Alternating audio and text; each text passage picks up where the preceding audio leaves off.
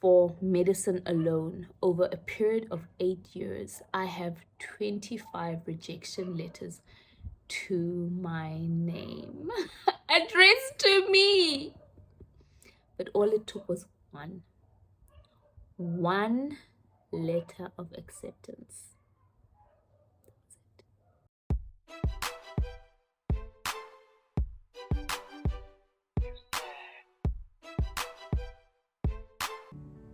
Let's go. Sanbonani dumelang thabelelekaya. Lina lakake nukumkovi. Thank you for coming to my YouTube channel. So today, as you can see, I'm going to be talking about my treacherous journey to med school.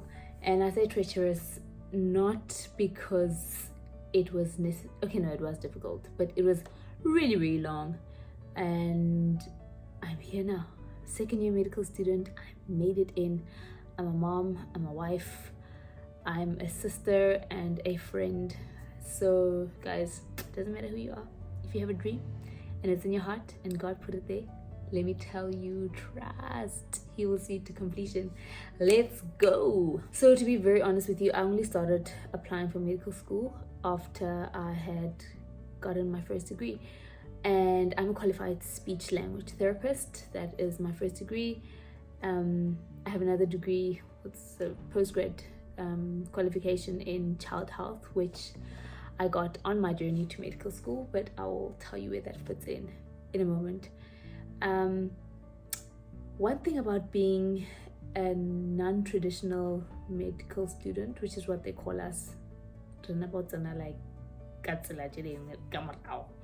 in like not trying to get into med school from high school, which I think would have actually been much easier than trying to get in afterwards, but nothing's impossible. So I was working. It was my first month of working as a speech therapist after graduating. And mind you, I did a 4-year degree, which I finished in 5 years because life happens and life happened to me. So I had another year that I had to come do, and I was like, okay, cool. I was very depressed in my final year, in my 5th year, because when you have goals, aspiration to finish record time, and then it just doesn't happen. That's a story for another day. But anyway, I finished. I started working at a clinic, had the most amazing supervisor, but I literally was the only person who was a speech therapist in my clinic, right? So I get there day one and I'm like, oh, okay, so what am I supposed to do? And they're like, what did you study? And I'm like, speech therapy. They're like, yeah, we didn't study that, so you go do what you studied. I was like, okay, this is weird. But anyway, let's go. Started working, guys, and I was like, already I was like very much in the dumps about my chosen career because studying my degree was very hard and I really didn't enjoy it. I enjoyed being in varsity. Oh, I lived my best life in varsity, best years of my life. But the actual degree, I was like, I need to get out of here, but I had to finish because I'm like, if I start something, I need to finish it. So anyway, I started working, and then I realized in my first month that this is not going to work. I need to do something else. And I don't know why exactly I decided to apply for medicine. I guess that I thought that was, I'm already in healthcare. I love the healthcare system. I already knew that I love that. So let me go for medicine because, I'm already here. Why not? So I start applying. I decide, okay, I'm going to Cape Town, apply for UCT, Stellenbosch University, and, you need to write what you call those tests, those maths tests. So I decided I'm gonna go write that maths test. Mind you, this is matric maths, right? And I'm 5 years post matric, so I don't remember any of that. I did very well in my matric year, and that's why I say I probably would have gotten in. It would have been easier for me to get into medicine with my matric marks. But anyway, so I study for this test and I write it the first year, and I get like 42%. And I'm like, shucks. You need to get above 50 or 60. I don't know how much you need to get. But anyway, I was like, 42%, that's a clear fail. Okay, cool, it's fine. Pick myself up, we'll try again next year. Mind you, by the way, during this time, obviously, I started doing like research to find out, which universities actually offer medicine in a short period of time. And I heard from someone that there was this GEMP program at Wits where you start in 3rd year if you already have a degree. And I was like, okay, cool, let me go for that. I go and inquire at Wits. They tell me, you need to do you need to have 1st year physics and chemistry, I think 1 semester of each, and 1 year of biology or something. So I go inquire, I'm like, I'm a speech therapist. They're like, okay, no, because you've done physiology, I did physiology, my speech degree from 1st to 3rd year, they will exclude me from the biology, so I just need the physics and the chemistry. So I'm like, okay, cool, I'll go register with UNISA in the meantime. So the next year, I'm like, okay, I'm applying for Cape Town again because I'm so adamant to go to Cape Town. My mom was like, try other places, and I'm like, no, I'm going to Cape Town. I write another one of those maths tests. Results come out, 38%. Now it's not even like, I'm not even getting better. Like, look, I prepped so much better for the second time around, and right, I'm like, okay, cool, chilled, let me try other universities. So I'm like, I know University of Free State has a 5-year med school program, and I'm like, okay, that works for me because I'm not getting any younger. Let's try that. I apply. I'm not gonna go through the breakdown of how I applied for every single university because I can't remember every single year. But what I can tell you is that every year I was applying for a university or 2 or 3, whether it's UKZN, UFs. Then I started applying for Medunsa. I applied for University of Limpopo when they started offering medicine. I applied to Nelson Mandela University in NMU. I applied to, what's the one in East London? Is that Nelson Mandela? Anyway, I applied to Tux, I applied to Wits. And I even tried applying 1st year of Wits, and they were just like, child, you playing. Rejection, right? Cool, keep moving. In the process, mind you, so I started applying in 2014, right? 2015 I moved to KZN. I meet my now husband, then boyfriend, and I tell him, oh, by the way, next year I'm moving to Cape Town because I'm gonna go study medicine. So ambitious. Moving to Cape Town, and he's like, oh, sure, I can get a job in Cape Town. I'm like, okay, keeper. So he's known now. He's seen me on this journey. It got to a point where I actually stopped telling him when I was applying because I think I felt a bit ashamed because every year I'd apply and every year I'd get rejected. And I remember thinking, sure, maybe it's my varsity marks, because the moment you have a degree, right, they don't look at your matric marks anymore when you apply. They look at your final 2 years of your degree. My varsity marks were not great. Shim. They were not great. So I'm like, okay, in the meantime, because I'm just one of those people who are just always doing other things. I'm always doing a lot. When there's a jack of all trades, master of none. Honey, I'm a jack of all trades. It takes a long time for me to master something, but I keep moving. So I'm applying for like postgraduate diplomas. I'm applying for masters in public health because I'm like, I need to do something else in the health system. I love this health system so much. Guess what? Rejection. I'm like, there's no way. And they're like, no, honey, your marks are not good enough for you to get accepted into master's programs. Apply for postgraduate diploma, which is equivalent to an honors, and then you'd probably get accepted to study masters once you've qualified. And it takes about 2 years to finish a postgrad diploma because it's part-time. And so that's what I did. Okay, so I'm gonna try give you timelines, but my story is a little bit all over the place. So I apply. So 2018, I got married. That was the only year when I didn't apply for medicine, because I had been accepted to do medical anthropology, a master's in medical anthropology at this incredible university in the UK. And I was like, yes, we're going to the UK. My husband also applied to do a master's program that side. He gets accepted at the same university. And I'm like, this is insane. So we're like, okay, cool. Since we're both going there, let's probably get married so we can have an easier life overseas, right? Cool. We get married. We don't get funding for our studies.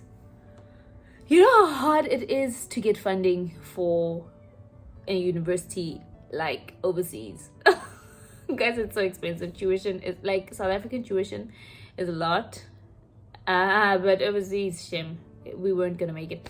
Anyway, so now we're married. No overseas bomb.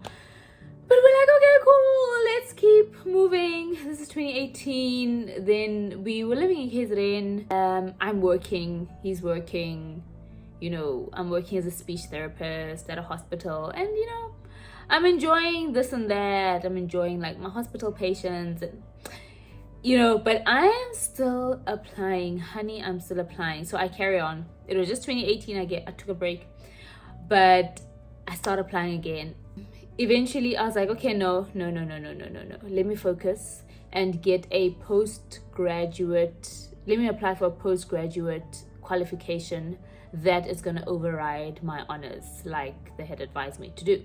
So, but I was like, but I need to study something that I like, because I'm not going to sit here and, you know, be this working wife, you know, with a social life and doing studies that I don't enjoy. So I eventually find this postgraduate program in child health, and I'm like, okay, this is it. Let me apply. I apply and I get accepted, and they even say to me, oh, you know, we never accept speech therapists, because that's another thing, right? As a speech therapist, I really struggled because people don't know what we do. So people think, you know, we just do stuttering therapy, or, you know, they don't know the other things. And speech therapists do a lot of things, guys. We do communication, yeah, but we also do feeding therapy, swallowing difficulties, things that are very medical, not just like language based, right? Anyway, so people don't know that, and that's why even getting accepted for a master's in public health is so difficult, because they say they accept physiotherapists, they accept occupational therapists, but they don't accept speech therapists, because half the people don't even know what we do. Anyway, so I get into this postgrad in child health, and it is absolutely the best thing ever. I absolutely loved the curriculum. I was doing maternal and child health, which is my heart's passion, and I was really enjoying it. This was 2021. When did COVID start? So the year COVID started was when I was doing my first year. So it's like partly in person, and then COVID strikes, and then everything's online, and it's just chaotic. You know how the story goes. But we keep the ball moving, and I'm still applying for medicine in the background, right? At this point, I was heartful though. I was just like, you know what, God, you know, I had prayed so much for this thing, because I wasn't just applying because I was like, oh, I really want this thing. I was applying because it's like it was nagging me. You know when you think of that chicken licking monkey, that gorilla thing, what's it, that sits on your shoulder and it doesn't want to get off when that craving has you. And it's not like I was trying, like I was like, oh, this is like, yes, it is something that I wanted to do, but I was like, I'm over it. If I get a master's in public health and I can get a job in public health somewhere, I'll go. But it's like it wouldn't leave me alone, and I'm like, please get off me. But anyway, so I'm like, okay, I was already over it. I was like, God, you know what, this thing of yours. And at this point I was like, this thing of yours, I can say rappel, not even I can say rappel. And I'm gonna keep throwing these applications in, but I promise you, when I was getting those rejections, I was just numb. I didn't even care anymore. I was just like, oh, okay, open. We regret to inform you. Peace. Next, you know. I remember the one year I even went to Medunza. You know how you can do that late application thing? So I didn't get accepted. I applied for an undergraduate degree in physiology, thinking maybe let me start that and then I can switch when I get in. So I go stand in these queues. If you've been to Medunza in just before orientation week, late application, you know the struggle. If you've been to any university trying to get in after applications have closed, you know. So we queued and we were standing in the sun and we were for hours. By the time I got to the front of the queue, they were like, no, medicine was full long time ago. Okay, try this BSc in physiology. I didn't even get accepted for that. I'm like, this is too much now. I'm numb.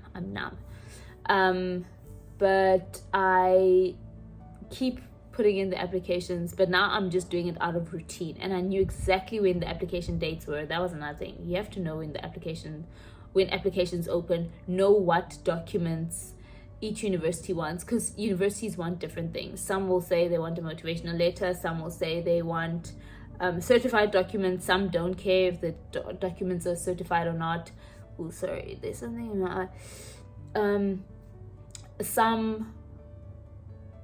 it's different things for different universities.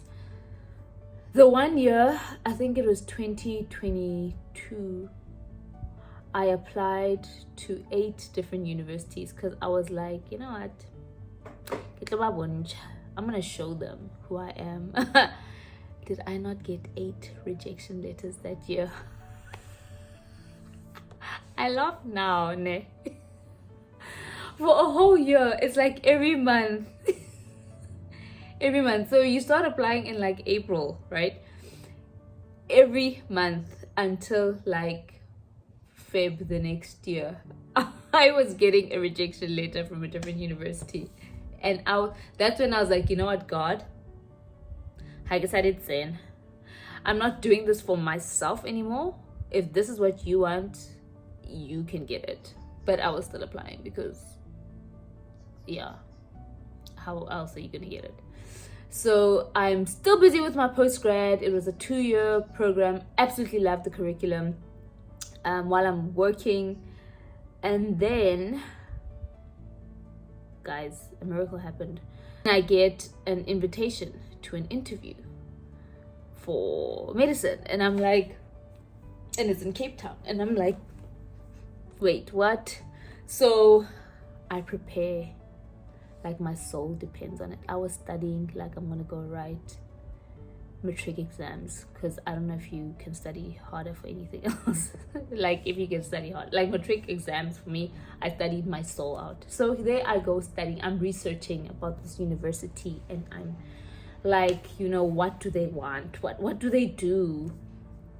And I go to this interview, and luckily I was at home at my parents' house, because I needed to be in a place where I was like calm and centered. So I go for this it's an online interview, mind you. I get dolled up, makeup, dressed up. Like I was like, I'm gonna look good. Like if I don't speak well, can they at least just look at me and be like, oh, she pretty, she getting it? Because I was at that point where I'm like, I can get it for being pretty if that's what it takes. But that's not what it took, trust me, because I worked. And they were like, okay, we'll respond to you in like 2 to 3 days. Kid you not, within 2 hours. Woo! Within 2 hours, I opened my emails and I probably almost passed out, guys. I have gotten 25 rejection letters, all for medicine. I'm not counting all the masters and postgraduate things that I'd applied for in between. for medicine alone, over a period of 8 years, I have 25 rejection letters to my name addressed to me. But all it took was one letter of acceptance. That's it. And it was in Cape Town. And I was like, won't he do it? Won't he do it? Honey, listen, here I am, married. I've got my child. I did my postgraduate degree in child health while I was pregnant. Finished, graduated with my baby, with my 3-month-old baby. Very hard. Nothing's impossible. Here I am, unconventional. I had the highest position you can get in speech therapy. Mind you, I didn't even want to be a speech therapist anymore, but I made it to the highest position you can get, which is almost impossible if you ask any speech therapist who has worked in the healthcare system. It's almost impossible to get the position that I had. And then I get this acceptance letter. And, you know, we had bought a house, we had a community, we had this life that we had established. And we just packed up everything and we left, because my husband, he knew since that I've been applying for this thing. And, you know, so for him it was a no-brainer. We packed up our lives, we moved to a new city and started a new life. And here I am, second year medical student, living the best life. Unemployed, but living my dream. And you guys, I just want to tell you that there is nothing that is not for you if you want it for yourself. A closed door is not necessarily a no, because God decides when he wants to open the door. And if he puts something in your heart and it's that deep, nothing is going to get in the way of you and that thing. Trust me, he will give you the strength to endure until that mission is accomplished. I have a long journey ahead of me right now. I'm so chilled because I'm just like, yeah guys, and that is my story. That's my journey to med school, and here we are. If you like this video, please give it a thumbs up. Give it a thumbs up. Subscribe. I will be coming to you with more content about my life as a mom, as a medical student, as a wife, as a liver of life. Love you so much. God bless you.